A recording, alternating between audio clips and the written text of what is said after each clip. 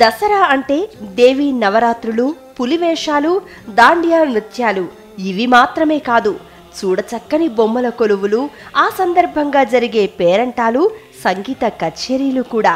అందుకే దసరా సంబురం ఎన్నో వేడుకల సమాహారం.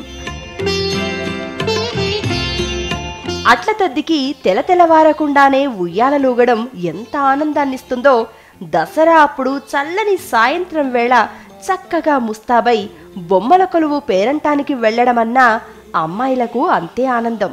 అందుకే తరాలు మారుతున్నా మధ్యలో కాస్త మాయమైనట్టు కనిపించిన నాటి పండుగ సరదాలు మళ్లీ కొత్త కళను సంతరించుకుంటున్నాయి. బొమ్మల కొలువు అంటే చిన్న పెద్ద అందరికీ పండుగే. రంగురంగుల బొమ్మల్ని చూడడం పిల్లలకు ఎనలేని ఆనందాన్నిస్తే, వాటిని ఓ వరుస క్రమంలో అందంగా అమర్చటం పెద్దవాళ్లకు అంతులేని ఉత్సాహాన్నిస్తుంది. అందుకే ఈ వేడుకలో ఇంటిల్లిపాది భాగస్వాములే. కొత్తగా వచ్చిన అపార్ట్మెంట్లు, గేటెడ్ కమ్యూనిటీల వల్ల ఇటీవల ఇవి కూడా సామాజిక వేడుకలుగా మారాయి. గణేశుణ్ణి పెట్టినట్టుగానే అందరూ కలిసి ఒకచోట బొమ్మలను పెట్టి పేరంటం చేసుకుంటున్నారు. ఆ సందర్భంగా రకరకాల సాంస్కృతిక కార్యక్రమాలతో నవరాత్రులను శోభాయమానంగా జరుపుకుంటున్నారు.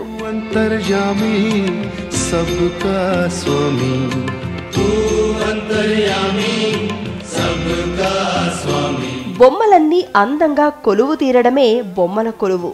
చిన్నప్పటి నుంచి ఎక్కడెక్కడి నుంచో సేకరించిన బొమ్మలను తమదైన సృజనాత్మకతతో అలంకరించేందుకు సాయశక్తులా ప్రయత్నిస్తారు మహిళలు. వాటిని చూసి అంతా మెచ్చుకుంటే ఆ ఆనందమే వేరు. అందుకే పేరంటం పేరుతో అందరినీ పిలుస్తారు. బొమ్మల మధ్యలో దీపం వెలిగించి కొలువు ముందు రంగవల్లిక వేసి పూజ చేస్తారు. పిల్లలు భక్తి గీతాలు, శ్లోకాలు ఆలపిస్తారు. కొలువు తీరిన దేవతలకు ప్రసాదాలు సమర్పించాక పేరంటాలకు పసుపు, కుంకుమ, ఆకు వక్కలు, పండ్లు, పలహారాలు పంచుతారు. ఏవో చిన్నపాటి తేడాలు తప్ప దాదాపు దక్షిణాది రాష్ట్రమంతటా బొమ్మల కొలువు వేడుక ఇలాగే ఉంటుంది.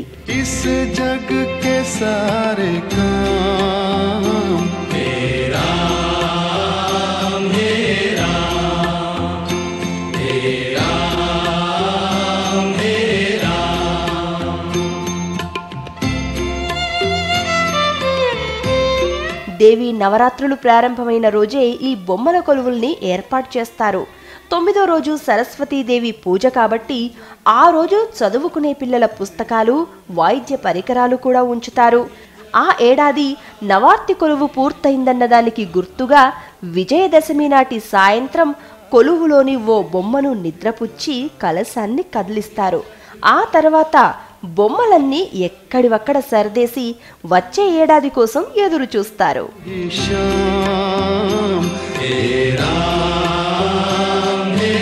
బొమ్మల కొలువు కోసం మొదట్లో కళాకారులను ఇంటికి పిలిపించి బొమ్మలు వేయించేవారట.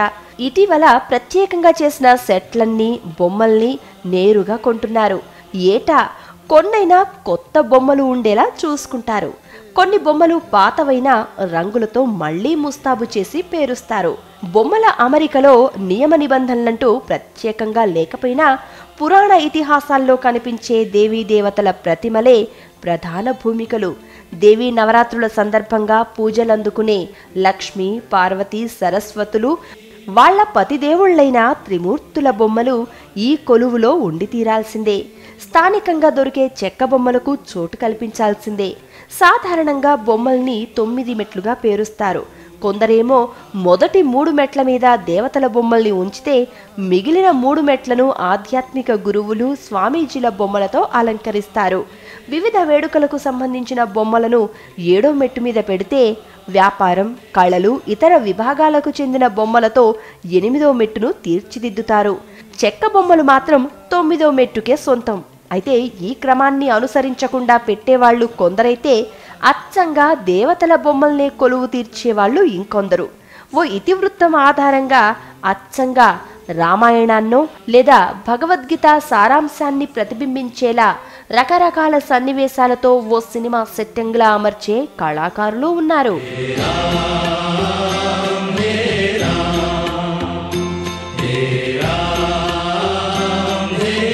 పిల్లల్లో పురాణాల పట్ల ఆసక్తిని పెంపొందించే దశావతారాలు, రామాయణంలోని పాత్రలను క్లుప్తంగా పరిచయం చేసేలా హనుమ లక్ష్మణ సమేతంగా కొలువు తీరిన సీతారాములు, శ్రీనివాస కళ్యాణ ఘట్టాలు, కైలాసంలో కొలువు తీరిన పరమేశ్వరుడు, అష్టైశ్వర్యాలను పంచే అష్టలక్ష్ములు, నృత్యం చేస్తున్నట్టుండే తంజావూరు బొమ్మలు, రాధాకృష్ణులు, చిన్నపాటి దుకాణాన్ని నడుపుతున్నట్టుండే చెట్టినార్ దంపతులు, ఇంకా రంగురంగుల్లో ఉండే కొండపల్లి కొయ్య బొమ్మలు, ఇలా రకరకాల బొమ్మలన్నింటినీ కన్నుల పండుగగా చూపించేదే అసలైన బొమ్మల కొలువు.